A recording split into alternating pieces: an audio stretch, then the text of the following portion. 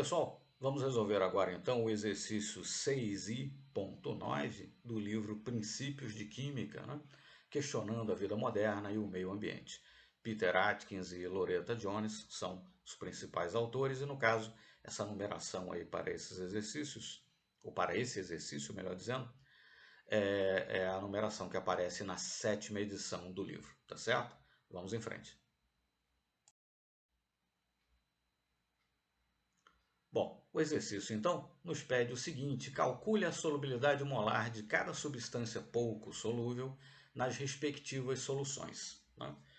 Hidróxido de alumínio em, letra A, pH 7 e pH 4,5. Né? E depois hidróxido de zinco em pH 7 e em pH 6. Né? Bom, tomando os valores aí que aparecem no próprio livro, né? Nesse livro, o KPS para o hidróxido de alumínio é 1 vezes 10 a menos 33 e o KPS para o hidróxido de zinco é 2 vezes 10 a menos 17. Então fiquemos aí, né, com as letras A e B. Mas vamos lá. O hidróxido de alumínio, né, cada mol que eu conseguisse dissolver, né, liberaria em solução 1 mol de íons alumínio mais 3 e 3 mols de íons OH-. Então o KPS, que nesse caso é 1 vezes 10 a menos 33, vai ser igual à concentração de íons alumínio multiplicada pela concentração de íons OH-, né? Pela concentração de íons OH-, e essa concentração de OH- deve estar elevada ao cubo, né? Enfim, porque 3 é o coeficiente estequiométrico aí do OH- na equação química balanceada, tá certo? Mas ele disse então que devemos calcular a solubilidade de hidróxido de alumínio no meio cujo pH é mantido como 7. Bom, se o pH é 7, então a concentração de OH- é 10 a menos 7. Perfeito? A 25 graus Celsius, né? KW, né? Igual a 10 a menos 14. Concentração de H+, igual a concentração de OH-, ambas as concentrações são iguais a 10 a menos 7. Então, se o pH é 7, é porque a concentração de OH- é igual a 10 a menos 7, e essa concentração deve estar elevada ao cubo. Né? Calculando x, que nesse caso tanto é a concentração de íons alumínio mais 3 quanto a solubilidade molar do hidróxido de alumínio, x é igual a 1 vezes 10 a menos 12. Né? Essa resposta que aparece em letra menor aí no canto inferior direito do slide é o gabarito oficial do livro, enfim, a resposta que o autor fornece, tá certo? Então, 1 vezes 10 a menos 12, perfeito? Passemos então para calcular agora a letra B. Né?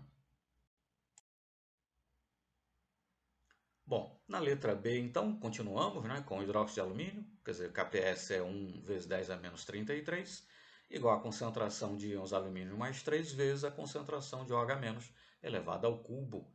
Só que foi informado que, nesse caso, o pH do meio é 4,5. Ora, pH mais pOH é igual a 14.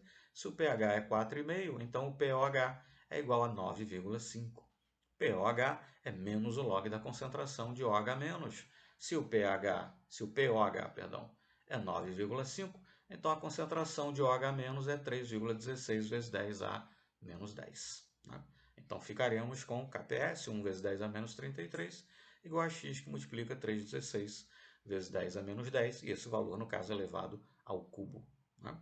X, então, que é a solubilidade molar do hidróxido de alumínio numa solução cujo pH é 4,5, 3,169 vezes 10 a menos 5. Né? Se nós, enfim, em concordância aí com a resposta oficial do livro. Né? Se nós fôssemos expressar com apenas uma casa decimal após a vírgula, seria 3,2, né? Vezes 10 a menos 5, mas enfim, pequenas variações aí, né? Por conta de algum arredondamento que nós ou o autor, né, fizemos ou não fizemos. Mas enfim, respondida então aí a letra B, tá certo? Passemos então para as letras C e D. Bom, na letra C, então, devemos calcular a solubilidade molar do hidróxido de zinco no meio, né, cujo pH é igual a 7. Né? O hidróxido de zinco, a expressão do seu KPS será a concentração molar de íon zinco, que multiplica a concentração de íons OH- elevada ao quadrado. O KPS do hidróxido de zinco é 2 vezes 10 a menos 17.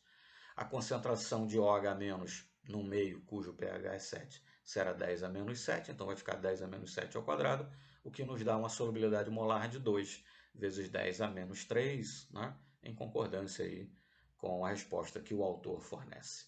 Passemos então para a letra D, né? que é o último item aqui desse problema. Bom, a letra D, então, né? Nós devemos de novo calcular a solubilidade molar do hidróxido de zinco, só que dessa vez no meio com pH igual a 6. Né? Bom, se o pH é igual a 6, pH mais pOH é igual a 14, então o pOH é igual a 8, pOH é menos o log da concentração de OH menos. Se o pOH é 8, então a concentração de OH menos é 10 a menos 8. Né? Então ficaremos com KPS, que nesse caso é 2 vezes 10 a menos 17, é igual a x, que multiplica 10 a menos 8 ao quadrado, o que nos dá uma solubilidade molar de 0,2 mol por litro, em concordância com a resposta que o autor fornece. Né? Mas comparando aí as 4 respostas, né? Solubilidade molar do hidróxido de zinco no meio com pH igual a 7, no meio com pH igual a 4,5, aliás, perdão, solubilidade molar do hidróxido de alumínio, né? No meio com pH igual a 7, no meio com pH igual a 4,5, e depois a solubilidade molar do hidróxido de zinco, no meio com pH igual a 7, no meio com pH igual a 6, o que verificamos, né? A solubilidade molar do hidróxido, né? Alumínio ou zinco, como seja, no meio ácido, né? É bem maior do que no meio com pH igual a 7. Né? O que é natural, né? O que é natural.